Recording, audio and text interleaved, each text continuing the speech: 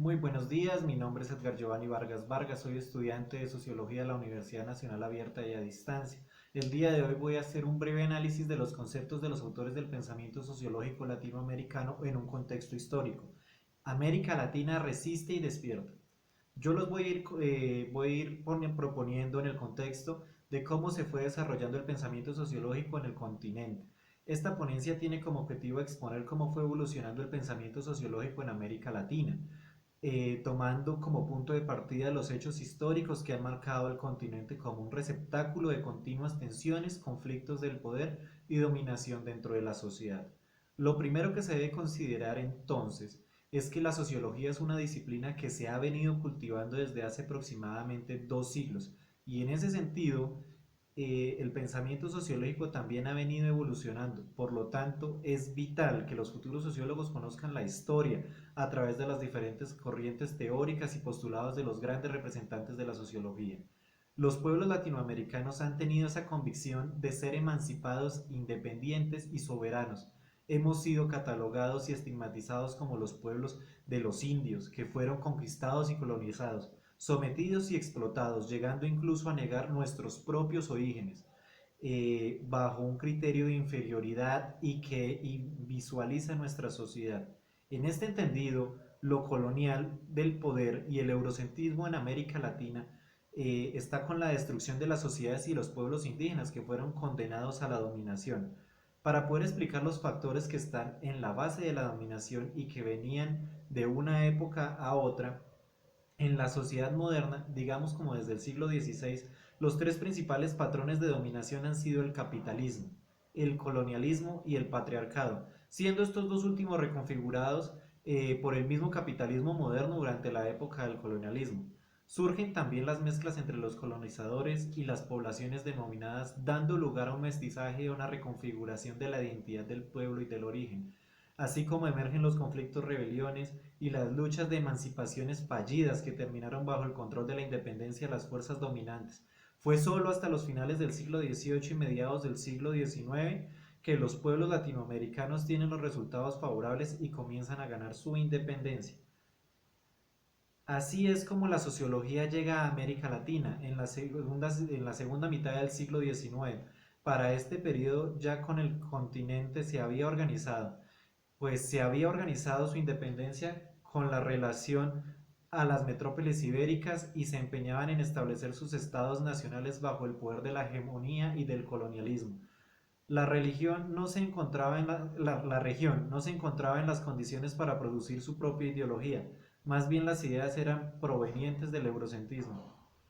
Posteriormente, las nuevas naciones latinoamericanas comenzaron a producir sus materias primas y sus alimentos para la expropiación, y así fue como introdujeron sus formas de vida a la división internacional del trabajo, y al mismo tiempo importar manufacturas que llegaran a necesitar de su propio consumo.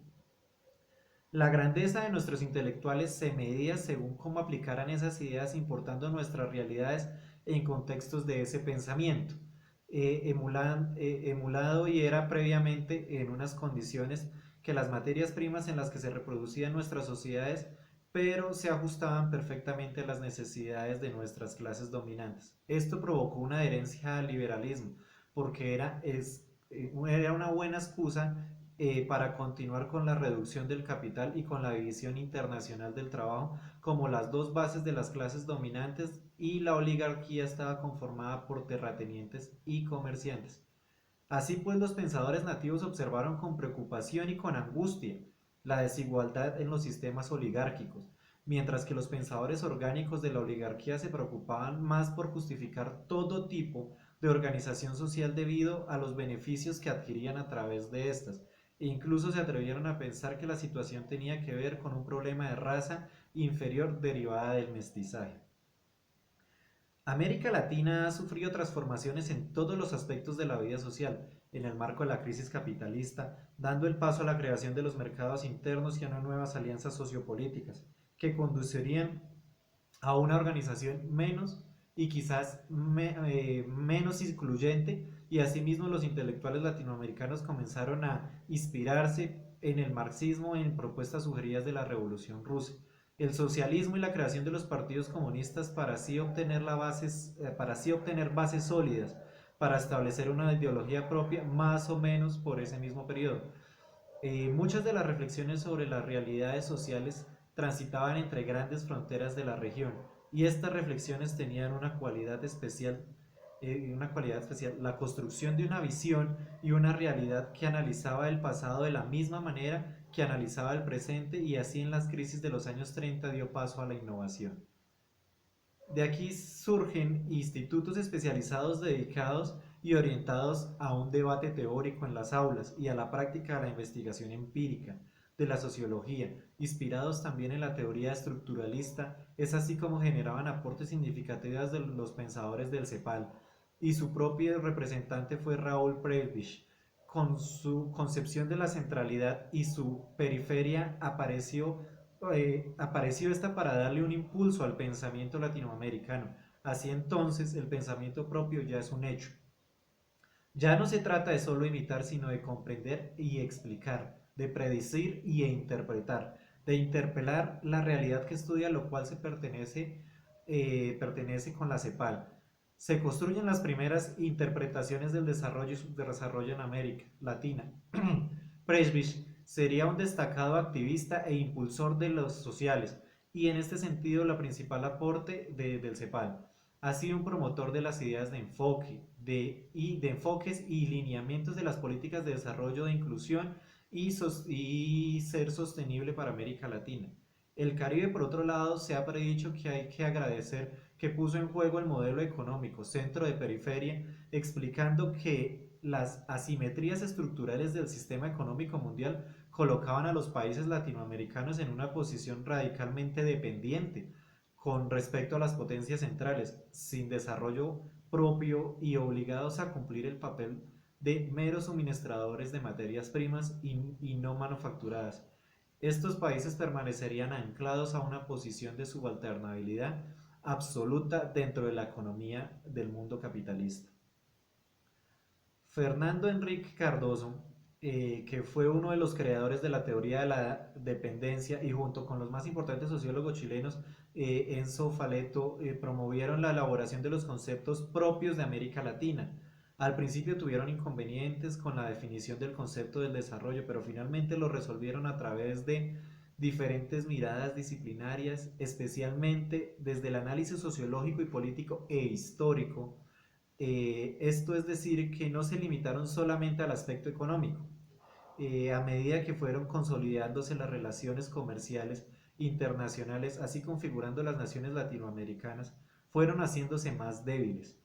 y más dependientes, toda vez que su cometido específico dentro del sistema internacional no era sino el de suministrar materias primas baratas a los países dominantes embarcados en una industrialización acelerada, y la división internacional del trabajo venía configurada por los profundos desequilibrios. Los países de la periferia quedaban excluidos de la transferencia del conocimiento. Por ende, la brecha tecnológica, lo cual contribuiría sin duda a la perpetuación de la situación que los colocaba en la misma posición de menos industrialización de una manera interna y a una menor tecnificación productiva. En este sentido, lo que teníamos delante era todavía lo siguiente sentido del sistema internacional, un sistema muy jerarquizado en el cual centralizábamos la jerarquía y todavía ésta ejerce su poder económico y político e ideológico y cultural sobre los países de la periferia. Esto lo dijo Presbych. Así pues, los países latinoamericanos se encontraban encasillados en esa estructura de la economía mundial capitalista y les dificultaban se dificultaban mucho y casi insuperables a la hora de escapar de una compleja y una profunda situación de subdesarrollo económico y social. En Colombia, el sociólogo Orlando Falsborda, que más o menos como en los años 60 fundó la Facultad de Sociología de la Universidad Nacional y en el 62 fundó la Asociación Colombiana de Sociología, fue uno de los grandes pensadores y sus aportes se basaron en establecer una sociología científica y comprometida con el uso del conocimiento y de la transformación social. Desde la disciplina de la sociología hay mucho que agradecerle a favor de sus intereses de investigaciones. Se fijaron en la pobreza rural, en los ofensivos sistemas de tenencia de tierras y en los sistemas de los valores de la sociedad tradicional y en los grupos resistentes al cambio. Si miramos la historia de Colombia,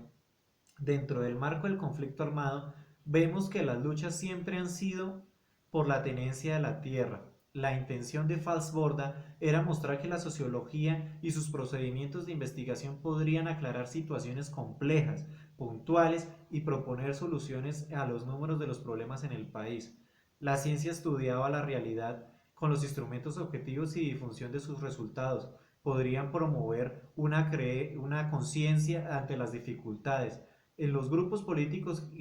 con influencia y con capacidad de toma de decisiones podrían mejorar las condiciones sociales. Otro autor emblemático fue Boaventura de Sousa Santos. En su reflexión se enfocó en la dependencia, al afirmar que la situación en la cual la economía de un cierto grupo de países está condicionado por el desarrollo y la expansión de otra economía, a la cual su propia economía estaba dada a una situación histórica de configuración estructural de la economía mundial, de tal manera que determinados países fueron resultados y favorecidos en el detrimento de otros, o sea, resultaron favorecidos porque otros tuvieron un decremento económico y que determina las posibilidades del desarrollo económicos internos en la teoría de la dependencia. Boaventura de Sousa fue capaz de analizar la dominación geopolítica y geoeconómica de los países latinoamericanos y caribeños desde una perspectiva radicalmente y no innovadora en las teorizaciones. Además inyectaron más fuerza en los discursos políticos contra los discursos hegemónicos,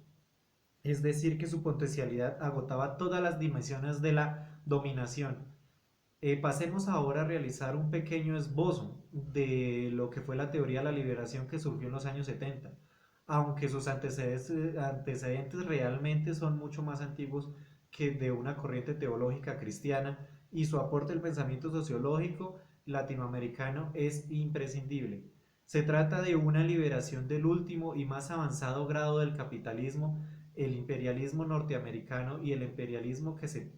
pesa sobre parte de Asia, sobre casi toda África y América Latina. Solo los países como China o Vietnam o en Asia y en algunos países de América Latina tienen un mínimo de libertad ciertamente mucho mayor que el de las otras naciones periféricas. En ese sentido, esta teoría refiere pensar todo a la luz de la palabra del pueblo y del pobre, de las mujeres, de los niños y de la juventud. En todos ellos culturalmente dominados por una sociedad de consumo, con responsabilidad infinita y ante el infinito. Eso es la filosofía de la liberación de la teología. La teología de la liberación se basa en un ser la expresión del máximo de conciencia. Esta teoría es muy incluyente porque así sea la persona más inculta puede analizarla, puede comprender su situación y sus problemas utilizando el lenguaje sencillo para una persona analfabeta, por decirlo así, para el indígena o por ejemplo para el campesino o el obrero que interpreta claramente y carismáticamente al profesor de la sociología urbana. El cura Camilo Torres de Colombia, que siendo uno de los religiosos que fue de los más revolucionarios y más emblemáticos, que luchó y pagó con su propia vida su dedicación y revolución al socialismo, ya por esta época en Colombia nos enfrentábamos a una subversión en América Latina. Se había quedado con las revoluciones inconclusas, y a pesar de que el concepto de la revolución ha sido concebido como un acto puramente destructivo, hay un elemento importante para analizar, y es que las luchas revolucionarias se han dado y se han derivado de la incapacidad del Estado para acceder a las demandas de los sectores populares y de las crisis de la democracia. Sin embargo, estas revoluciones están impregnadas de violencia. Podemos ver en este momento, digamos, el caso de Colombia con el paro indefinido por la reforma tributaria, la reforma a la salud, que no quedó más remedio que salir a las calles a manifestarnos porque el gobierno no ha abierto un espacio para escuchar nuestras demandas como sociedad y como pueblo. Pues apartándonos de esto, tenemos el ejemplo de Colombia, donde la lucha armada ha fallado sus objetivos muchísimas veces. y también porque es que se ha creído utópicamente que se puede ganar por una vía pacífica la democracia y las razones, aunque yo sigo pensando que la mejor forma de la resolución de conflictos en Colombia, de los diferentes estratos sociales y de las diferentes propuestas de las industrias, es por medio del diálogo. Eh, pero al momento, digamos, de tener un enfrentamiento armado, se deslegitimiza la revolución en cuanto a la legitimidad de la lucha armada. Por ejemplo, Camilo Torres decía que el fin no justifica los medios, pero sin embargo la acción concreta de muchos medios comienzan a ser impracticables de acuerdo a la moral tradicional de la Iglesia. La lucha armada es permitida a una sociedad en las siguientes condiciones. Camilo Torres decía: primero, haber agotado los medios pacíficos, lo que está pasando ahorita en el pueblo colombiano, que hemos salido a manifestar nuestra voluntad de manera pacífica y no hemos sido escuchados. Tener una probabilidad bastante cierta de éxito. Si vamos a tener, digamos, una revolución, tener la claridad que podemos tener el éxito y tener claro que lo que estamos pidiendo no solo puede quedar en la imaginación utópica de la persona que está manifestándose en su revolución, que los males resultantes de esta lucha no sean peores a la situación que se quiere remediar y que exista un concepto de algunas personas de criterio ilustrado y de concreto sobre él.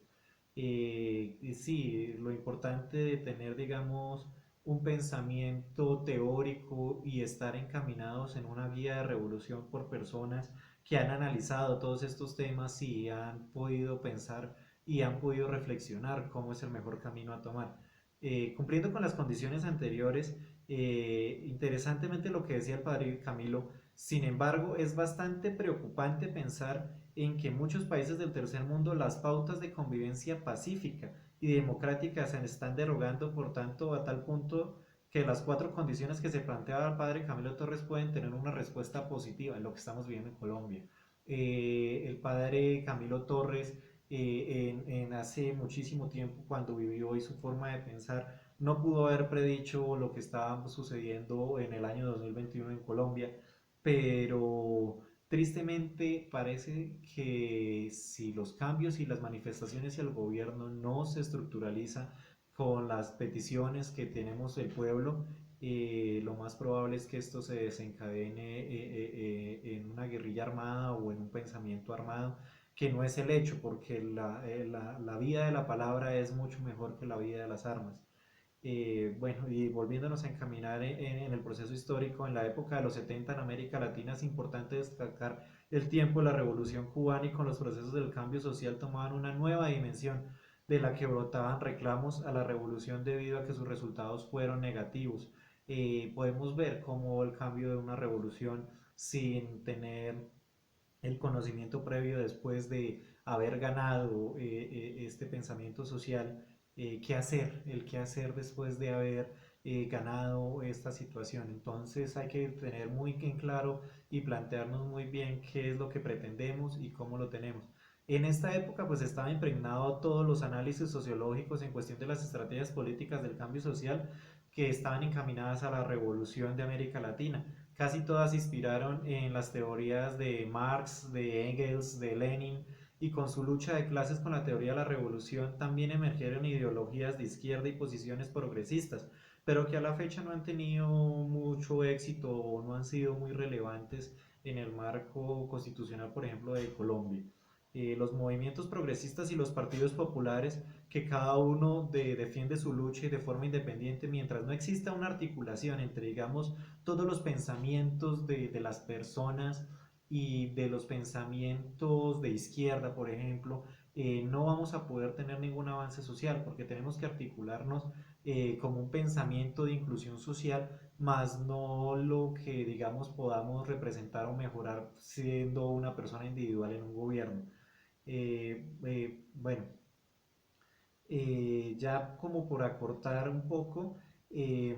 los movimientos sociales que buscaban las nuevas políticas diferentes, es que es favorecer la transformación social y la igualdad y la justicia. Y la tercera y última pregunta es cómo profundizarnos en el conocimiento del pensamiento propio de las nuevas categorías teóricas, basadas a partir de nuestras propias realidades. Y esto es posible analizarlo desde el contexto de las realidades propias, desde el pensamiento latinoamericano, para continuar no siendo fiel a una copia de una metrópolis, no seguir teniendo estos conceptos eurocéntricos que son muy difíciles de aplicar a nuestro país y que tanto daño nos han hecho desde la hegemonía de la colonización en tiempos pasados. Pero por esto se trata de reconocer nuestra identidad, aunque ya reconfigurada, porque ya no tenemos propia identidad latinoamericana, sino ya estamos reconfigurados por la hegemonía que tuvimos que vivir y los vestigios del color del colonialismo histórico. Esto se trata de reinventar el pensamiento siguiendo los arquetipos admirables de estos autores. Muchas gracias.